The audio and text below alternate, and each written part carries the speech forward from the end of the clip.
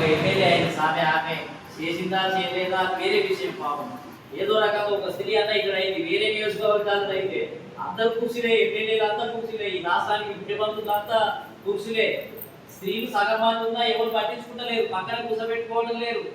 కాబట్టి ఇది అన్యాయం కదా. మరి మనం దీన్ని ఎంతకాలం సహిస్తాం? మనం మార్పు తీసుకురా, ఎవరో ప్రశ్నిస్తేనే మార్పు వస్తుంది. ఇక మనం సపరేట్గా కూర్చుంటే ఇస్తారని కూర్చుంటే ఎవరు ఇవ్వరు. కాబట్టి నేను అనేది ఏంటిది అని అంటే, మనం అడిగేది న్యాయం. న్యాయం కోసం అడుగుతున్నాం. మనం ఏదో అక్రమంగా ఇతరులది తీసుకొని తినాలని లేదు. మనది మనమే చక్కగా తినలేని పరిస్థితి, ఇంకా వేరే వాళ్ళది మనమే తీసుకుంటాము. కాబట్టి రాజకీయాలలో కూడా మార్పు రావాల్సినటువంటి అవసరం ఉంది. ఇప్పుడు దేవి లాంటి వాళ్ళు, లక్ష్మి గారు లాంటి వాళ్ళు, మీ లాంటి వాళ్ళు వార్డు మెంబర్లుగా పోటీ చేయాలి. అదేవిధంగా పురుషుల నుంచి కూడా పోటీ చేయాలి. ఎల్లకాలం పార్టీలలో పనిచేస్తున్నారు. చాలా పార్టీలలో, బీజేపీలో కానీ, టీడీపీలో కానీ, వైఎస్ఆర్సీపీలో కానీ, మన బడుగు బలహీన వర్గాలు చాలా సంవత్సరాల నుంచి పనిచేస్తున్నారు. కానీ ఎమ్మెల్యే టికెట్లు రావు, ఎంపీ టికెట్లు రావు, మంత్రి పదవులు రావు. కానీ పనిచేస్తున్నారు, కష్టపడుతున్నారు, తిరుగుతున్నారు, కానీ రావు. అంటే వాళ్ళకు ఒక చిన్న చూపు ఉంది. ఎందుకు చిన్న చూపు ఉందంటే మనం అడుగుదలేం కాబట్టి, మనం మీటింగ్లు పెట్టుకోవడం లేదు కాబట్టి. ఎవరికైనా మీటింగ్ పెట్టుకునే స్వేచ్ఛ ఉంది. ప్రజాస్వామ్యంలో రాజ్యాంగం ఏమి ఇచ్చిందనంటే, ఎన్టీ రామారావు తెలుగుదేశం పార్టీ పెట్టినట్టుగానే, అదేవిధంగా జగన్మోహన్ రెడ్డి వైఎస్ఆర్సీపీ పార్టీ ఎట్లా పెట్టుకున్నారో, గురుస్వామి యాదవ్ అదేవిధంగా దేవి గారు లాంటి వాళ్ళు కూడా పార్టీ పెట్టుకోవచ్చు. అది రాజ్యాంగం ప్రకారం. మనం కూడా ముఖ్యమంత్రులు, మీరు అందరూ ఓట్ చేస్తే మేము కూడా ముఖ్యమంత్రులం అవుతాం. అదేవిధంగా ఇప్పుడు ఈ సంఘం ద్వారా చైతన్యవంతం అయితే మీ అందరికీ పదవులు వస్తాయి, నామినేటెడ్ పదవులు వస్తాయి, మార్కెటింగ్ వస్తాయి, పెద్ద పెద్ద నామినేటెడ్ చైర్మన్ పదవులు వస్తాయి. కాబట్టి వాళ్ళేమో వాళ్ళే పార్టీ పెట్టుకుంటారు. వాళ్ళ చుట్టాలకు, బంధువులకు, ఇక ముఖ్యమంత్రి తర్వాత వాళ్ళ కొడుకులకు, బంధువులకు, వాళ్ళ కులములకు ఇచ్చుకుంటా ఉన్నారు.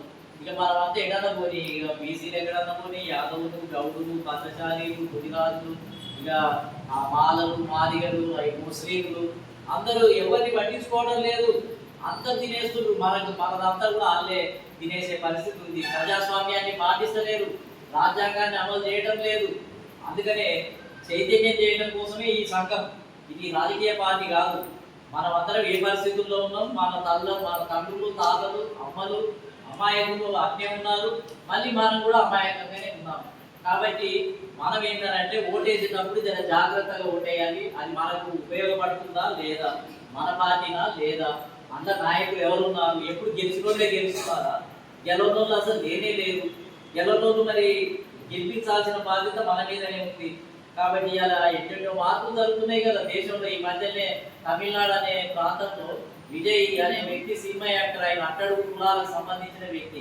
అంతకుముందు ఎవరెవరో ముఖ్యమంత్రులు, జయలలిత, అదేవిధంగా కరుణానిధి, వీళ్ళంతా అయ్యింది. అలాంటి వాడు కొత్త పార్టీ పెట్టుకొని ముందుకు వస్తే తెలియకుండానే ఓట్లు వేసిండు. చైతన్యం వచ్చేసి అట్టడుగు వర్గాల నుంచి వచ్చిన విజయ్కి మొత్తం ఓట్లు వేస్తే అధికారంలోకి వస్తే ముఖ్యమంత్రి అయిపోయాడు.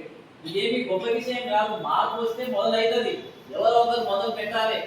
మన దగ్గర కూడా ఈ రకమైనటువంటి మార్పు తీసుకొని వచ్చి మనం ఏంటంటే మన వాటాను మనం పొందాల్సినటువంటి అవసరం ఉంది అనే ఉద్దేశంతో, ఇది ఎవరిని విమర్శించడానికి కాదు, ఎవరిని మనం తిట్టాల్సిన అవసరం కూడా లేదు. మారాల్సింది బీసీలను చైతన్యవంతం చేయాలి, ఎస్సీ ఎస్టీలను చైతన్యవంతం చేయాలి, ముస్లింలను చైతన్యవంతం చేయాలి. మనం అంతా కాయ కష్టమే చేస్తున్నాం. కానీ హైదరాబాద్లో ఏం జరుగుతుంది, విజయవాడలో ఏం జరుగుతుంది, ఢిల్లీలో ఏం జరుగుతుంది అని ఆలోచించే ఓపిక తీరిక మనకు లేదు. ఆ చదువు కూడా మనకు లేదు మొదటి నుంచి. కాబట్టి మరి ఆ విధంగా మార్పు చేయడం కోసమే మెల్లమెల్లగా మొదలు పెడితే ఏదో ఒక రోజు మార్పు వస్తుంది. 2029లో ఎన్నికలు రాబోతున్నాయి. మరి మనం ఇదేమో చైతన్యం చేసే సంస్థ. ఎవరు గురుస్వామి యాదవ్ గారు పెట్టిన బీసీ ఐక్య సంఘర్షణ సమితి అనేది మనం ఎట్లా ఉండాలి, మనం నాయకులు కావాలి. ఇప్పుడు నాయకుల కొరత ఉంది మనకు. ఎవరైనా పోటీ చేయాలని అంటే అందరూ వెనక ముందు ఆడతారు. ఇప్పుడు మీ దగ్గర వార్డు మెంబర్లుగా ఎంతమంది చేస్తారు అని అంటే, అమ్మో వార్డు మెంబర్ సార్ నేను చేయలేను సార్ అని అంటారు. అంటే ఇక మన తరఫున పోటీ చేసే వాళ్ళే లేరు ఇప్పుడు. అంటే ఇప్పుడు నేనేం చేయాలి, పోటీ చేసే వాళ్ళని తయారు చేయాలి, నాయకులను తయారు చేయాలి. నాయకులను తయారు చేయడం కోసమే ఈ గురుస్వామి గారిని ఇప్పుడు ఈయన రాష్ట్రానికి అధ్యక్షుడిగా పెడితే అందరికి తెలిసిపోయింది. ఏమని, గురుస్వామి యాదవ్ అట రాష్ట్ర అధ్యక్షుడట, నారాయణ గారు పెట్టిందట, ఈయన బలమైన నాయకుడు అనేది తెలిసిపోయింది. పేపర్లలో వచ్చింది, అన్ని టీవీలలో వచ్చేసింది. అందుకనే మీలో నుంచి కూడా నాయకులను తయారు చేయాలనేది. మీ నాయకులను తయారు చేస్తే ఏమైతుంది? మీ నాయకులు తయారైతే అప్పుడు వార్డు మెంబర్గా ఈ అమ్మ పోటీ చేస్తుంది.